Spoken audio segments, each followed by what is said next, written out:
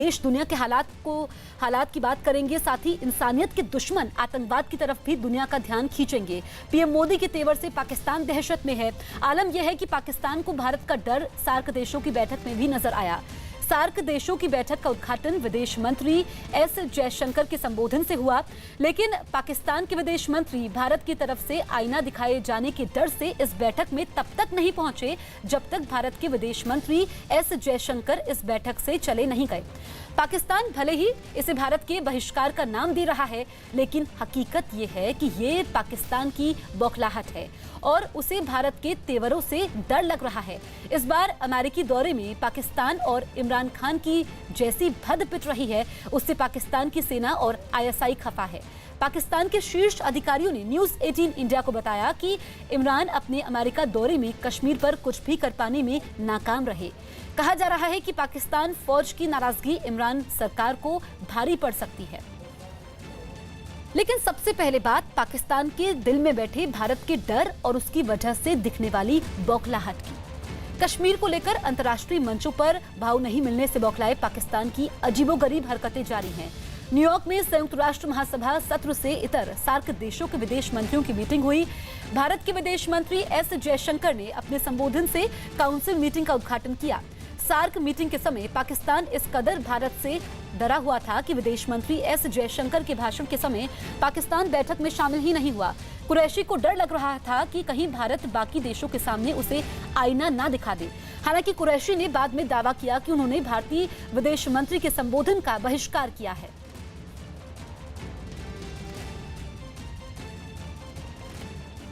कुरैशी के दावे किसी को हजम नहीं हो रहे। इसकी वजह खुद कुरैशी ने ही दी है। ऐसा हम क्यों कह रहे हैं वो आप इन तस्वीरों को देख करके समझ सकते हैं जो हम आपको दिखाने वाले हैं। न्यूयॉर्क में आतंकी हाफिज सईद और आतंकवाद के मुद्दे पर पाकिस्तानी विदेश मंत्री शाह महमूद कुरैशी का सामना हुआ। कुरैशी से जब भारतीय मीडिया ने सवाल पूछे तो उनके पसीने छूट गए। सवालों के जवाब देने के बजाय पाकिस्तानी विदेश मंत्री चुपचाप वहां से निकल गए, लेकिन पत्रकारों ने अपने तीखे सवाल जारी रखे। कुरैशी के इसी चुप्पी से कई सवाल खड़े हो रहे हैं। माना जा रहा है कि कुरैशी को डर था कि जयशंकर अपने भाषण में पाकिस्तान की पोल खोल सकता है, इसलिए उन्होंने बैठक से दूरी बनाने में ही भलाई समझी। एस जयशंकर के जाने के बाद पाकिस्तानी विदेश मंत्री बैठक में शामिल तो हुए, लेकिन वहां से बाहर निकलने पर पत्रकारों के सवालों का उनके पास कोई जवाब ही नहीं था। Sir, why has Pakistan supported Hafiz Saeed? आप आतंकवाद Sir, why are you supporting terrorism? Sir, why are you supporting terrorism? Sir, Sir, why has Pakistan supported Hafiz Saeed? आप आतंकवाद Sir, why are you supporting terrorism? Sir, why are you supporting terrorism? Sir, Bharat और पाकिस्तान से जुड़ी तमाम खबरों पर बात करने के लिए हमारे साथ मौजूद हैं दिल्ली से संदीप बोल और दिल्ली से ही अमित पांडे। हम सबसे पहले संदीप के पास चलते हैं। संदीप, जो पाकिस्तानी मीडिया ने जब सवाल पूछा और उसके बाद कहा जा सकता है कि अब पाकिस्तान के निज़ाम इमरान खान अपने ही घर में घिर गए हैं। बिल्कुल, देखिए पाकिस्तान में इस वक्त जो सूरत हाल है वो सीधे तौर पर ये दिखाते हैं कि कैसे वहाँ की जो लोकल पॉलिटिक्स और जो पॉलिटिशियंस और वहाँ की सरकार जो है किस कदर दबाव में है। ख़ास तौर पे कि दबाव इस बात का कि बड़ी मुश्किलों से जो है एक मौका मिला था उनको कि कश्मीर का मुद्दा जो है यूएनएससी में यूएनजीए में उठा सकें, उस प्लेटफॉर्म पे ले जा सकें, लेकिन वो जो है नहीं हो पाया क्योंकि सारे देश जो हैं दुनिया के वो सीधे तौर पर जो भारत का जो फैसला है धारा 370 हटाने का उसको सही ठहराता है। और यही वजह है कि वहाँ पे जो है कोई बेस, कोई ग्राउंड जो है पाकिस्तान को नहीं मिल पाया। और शायद यही वजह है कि इमरान खान को लेकर जो है खासा नाराज़गी है। अंदर खाने की जो खबरें हैं, वहाँ के जो सरकारी उनकी जो खबरें हैं उसके मुताबिक ये साफ़ है कि वहाँ पे सेना और आईएसआई जो है पीएम इमरान खान की इस सारी चीज़ों से खुश नहीं है। वो किसी भी तरीके का एक सपोर्ट जो है इस पूरे मसले पर जुटा नहीं सके इंटरनेशनल कम्युनिटी के सामने। और शायद यही वजह है कि अंदर खाने उनके खिलाफ जो है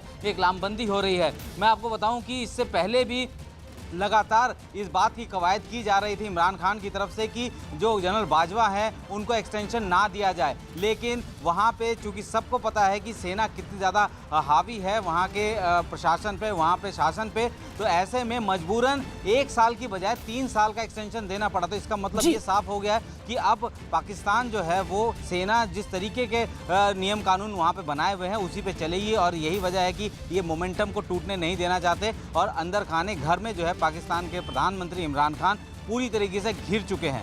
बिल्कुल संदीप, आप हमारे साथ बने रहिए। साथी अमित, आप भी। डरपोक पाकिस्तान सार्क की मीटिंग में भारत का सामना नहीं कर पाया, लेकिन वो अपने खौफ को मानने को तैयार नहीं। इमरान खान की पार्टी पाकिस्तान तहरीक इंसाफ पार्टी ने ट्वीट किया कि कुरैशी ने सार्क मंत्रियों की परिषद की बैठक में भारतीय विदेश मंत्री एस जयशंकर के शुरुआती संबोधन के समय शामिल होने से इनकार कर दिया। उन्होंने कहा कि पाकिस्तान भारत के साथ तब तक कोई बातचीत शुरू नहीं करेगा जब तक वो कश्मीर में पाबंदी समाप्त नहीं करता। उन्होंने कहा उन्हें कश्मीरियों के मानवाधिकारों की रक्षा करनी चाहिए और तय करना चाहिए कि उनका संरक्षण हो और उनका दमन शोषण नहीं किया जाए। हालांकि मीटिंग से निकलने के बाद कुरैशी ने कहा कि सार्क की अगली मीटिंग पाकिस्तान में होगी, जिसकी तारीख जल्द ही तय की जाएगी। जब तज़किरा हुआ सार्क का कि अगला इजलास कहाँ होना चाहिए, तो यकीनन इस्लामाबाद में होना चाहिए। तो बहसीत वहाँ के मेज़बान के मैंने सार्क के तमाम ममालिक को इस्लामाबाद की दावत दी, उनसे दरख्वास्त की। हम मुंतज़िर हैं वो आएँ, इस्लामाबाद आएँ, ताकि जो सार्क के इश्यूज़ पर हमारे मामलात हैं हम उनको आगे बढ़ा सकें।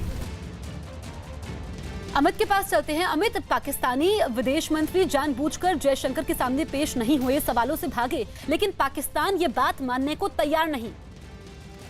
देखिए, भारत और पाकिस्तान का क्या रुख है, अगर हम इसके बैकग्राउंड में देखें तो पिछले 6 से 8 महीनों में भारत ने ये साफ कर दिया कि पाकिस्तान के साथ बातचीत तभी होगी जब वो अंतर्राष्ट्रीय स्तर पर या फिर राष्ट्रीय स्तर पर अपने देश में आतंकवाद को शह देना बंद करेगा। और जहां तक पाकिस्तान का सवाल है, वो पिछले करीब 1 महीने से धारा 370 हटाए जाने के बाद ही उसको कश्मीर की याद आई है। तो दावा किसका पुख्ता है, इन दोनों चीज़ों की तुलना करने से साफ तौर पर अंदाजा लगाया जा सकता है। अब अगर हम दूसरी बात करें सबूत की सब्सटेंस की, तो लगातार भारत ने डॉजियर पेश किए हैं, तमाम सबूत पेश किए हैं, आतंकियों के ठिकानों की तस्वीर शेयर की है, और अंतर्राष्ट्रीय जो कम्युनिटी है उस पर जगह जगह पर ये बात उठाई है और भारत की बात मानी भी गई है। और जहां तक पाकिस्तान का सवाल है, हर बार उसने ये बात उठाई है कि कश्मीर में मानवाधिकार का उल्लंघन हो रहा है, लेकिन कभी भी उसे अंतर्राष्ट्रीय स्तर पर व्यापक समर्थन नहीं मिला है। तो अब जब पाकिस्तान देख रहा है कि वो चारों ओर से घिर रहा है, तो बेहतर यही दिख रहा है उसे कि अब ऐसे में हम उनका सामना न करें, और जाहिर इससे यही होता है कम से कम फेस ऑफ न हो, हम यहाँ से निकल लें। बिल्कुल।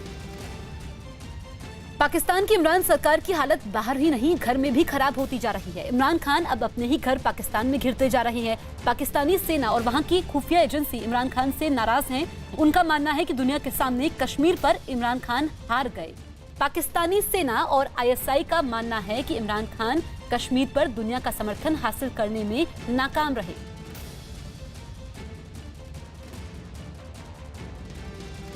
हमारे दोनों सहयोगी लगातार हमारे साथ बने हुए हैं। संदीप के पास हम चलते हैं। संदीप, जो इमरान खान ने बयान दिए हैं विदेशों में, अगर हम खासतौर पर अमेरिका की बात करें तो पाकिस्तान की खूब फजीहत हुई है।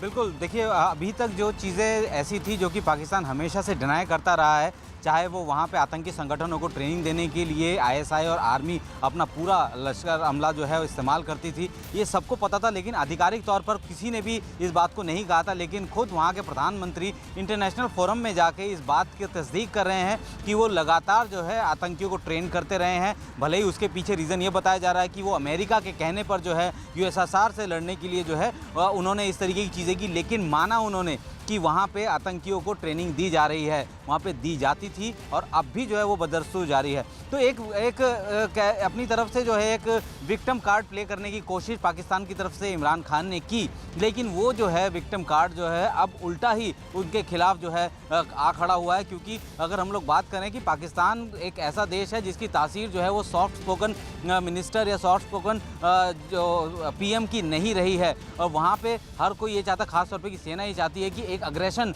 हो प्राइम मिनिस्टर के ऊपर, ताकि वो जो है भारत को पूरे अलग अलग मंच पे जो है उस पर सवाल कर सके। लेकिन इमरान खान की जो तासीर है वो इस तरीके की है कि सॉफ्ट स्पोकन, और उसी के चलते जो है जो नीति के तहत इमरान खान आगे बढ़ रहे हैं शायद वो फ्लॉप होती नज़र आ रही है। और यही वजह है कि वहाँ के प्रधानमंत्री खुद इस बात को मान रहे हैं कि हम लोग जो है वहाँ पे आतंकियों को ट्रेनिंग देते हैं। पहले का 30 से 40 हज़ार ट्रेनर भी आतंकी अभी भी मौजूद है जी। तो ये सारी चीज़ें जो इमरान खान के अपोज जा रही है, और ये जो है वहाँ पे पाकिस्तान के आईएसआई और आर्मी को हजम नहीं हो रही है, और यही वजह है कि अब उनके खिलाफ जो है अंदर खाने काफ़ी कुछ ऐसा चल रहा है। और बताया ये भी जा रहा है कि जिस तरीके का माहौल बना है, हो सकता है कि प्रधानमंत्री की कुर्सी उनके हाथों से बिल्कुल, तो खुद वहाँ के प्रधानमंत्री की कुर्सी ही खतरे में है इमरान खान की। संदीप और अमित दोनों हमारे साथ बने रहिए। अब बात पाकिस्तान के आतंकी चेहरे को बेनकाब करने वाली तस्वीर की। बालाकोट के जिस आतंकी अड्डे को एयर स्ट्राइक के जरिए भारत ने तबाह कर दिया था, पाकिस्तान ने वहां फिर से आतंकी शिविर बना दिया है। कुछ दिनों पहले ही भारतीय सेना प्रमुख बिपिन रावत ने बालाकोट में फिर से आतंकी शिविर होने का दावा किया था। न्यूज 18 के पास बिपिन रावत के दावे को सही ठहराने वाली एक्सक्लूसिव तस्वीरें हाथ लगी हैं। ये तस्वीरें बालाकोट के उसी ठिकाने की है। तस्वीरों में जो आतंकी शिविर दिख रहे हैं वो जैश ए मोहम्मद के बताए जा रहे हैं। जैश ए मोहम्मद का सरगना मसूद अजहर है, जो भारत पर आतंकी हमले की साजिश रचने वाली जमात का हिस्सा है। दावा है कि जैश के इस आतंकी शिविर में फिलहाल 600 आतंकी मौजूद हैं। इन सभी को यहाँ ट्रेनिंग दी जा रही है। अमित पांडे के पास चलते हैं। अमित, इन तस्वीरों से साबित होता है कि पाकिस्तान आतंकवादियों का हमदर्द है।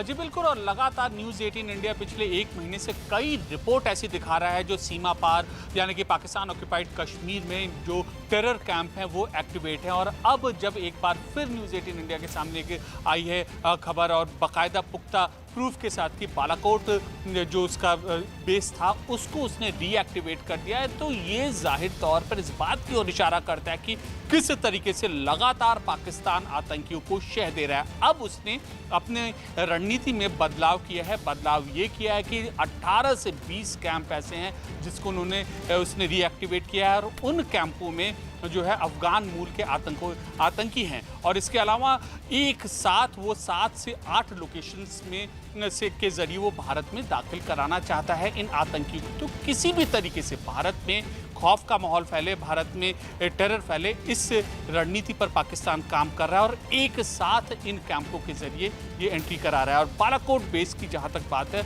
उसको रीएक्टिवेट करना, तो ये उसके मंसूबों, पाकिस्तान के मंसूबों को उजागर करता है कि कैसे इतनी बड़ी गलती के बाद भी वो सुधरा नहीं है और लगातार भारत उसकी ये पोल खोलता रहता है। बिल्कुल, हम संदीप बोल के पास चलते हैं। संदीप, बालाकोट में 600 आतंकवादियों की मौजूदगी ये बात दर्शाती है कि पाकिस्तान हर मुमकिन कोशिश कर रहा है भारत को दहलाने की।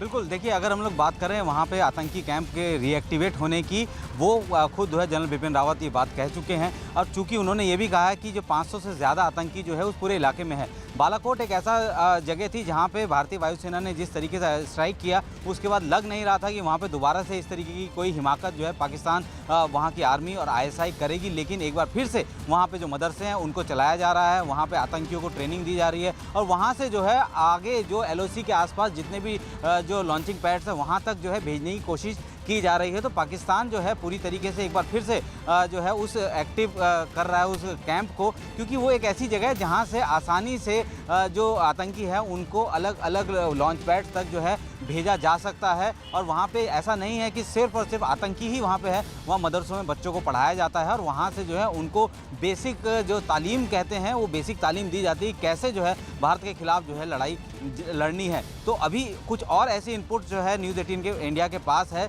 जिसमें साफ कर रहा है कि कैसे पाकिस्तान जो है बड़ी साजिश रच रहा है। अब तो वहाँ के जो लोकल लोग हैं उनको एक ह्यूमन शील्ड बनाकर जो है एक बड़ी आतंकी कार्रवाई को अंजाम देने की फिराक में है। लगातार जो है वहाँ पे लोग जितने भी हैं उनको ट्रेंड किया जा रहा है कि कैसे एलओसी का उल्लंघन किया जाए, और इस पर फिलहाल आईएसआई आर्मी काम कर रही है। और जितने भी टेरर पैड्स हैं, टेरर लॉन्चिंग पैड्स हैं, वो सब जो है इस वक्त एक्टिवेट किए जा चुके हैं। और पिछले 2-3 साल में ये पहली बार ऐसा है जब इतने संख्या में आतंकी घुसपैठ के लिए पीओके में मौजूद हैं। बिल्कुल, आप दोनों हमारे साथ बने रहिए। पाकिस्तान की आतंकी करतूतों की निंदा पूरी दुनिया करती रही है। पाकिस्तान में भी कुछ ऐसे पत्रकार और मीडिया संस्थान हैं जो अक्सर अपने हुक्मरानों को आईना दिखाते रहते हैं। भारत समेत दूसरे कई मुल्कों में आतंकी हमले करवाने वाला पाकिस्तान खुद किस तरह आतंकी हमलों में मासूमों की जान गंवाता रहा है। देखिए, जियो टीवी के वरिष्ठ पत्रकार कामरान खान ने किस तरह दिखाया पाकिस्तान को आईना।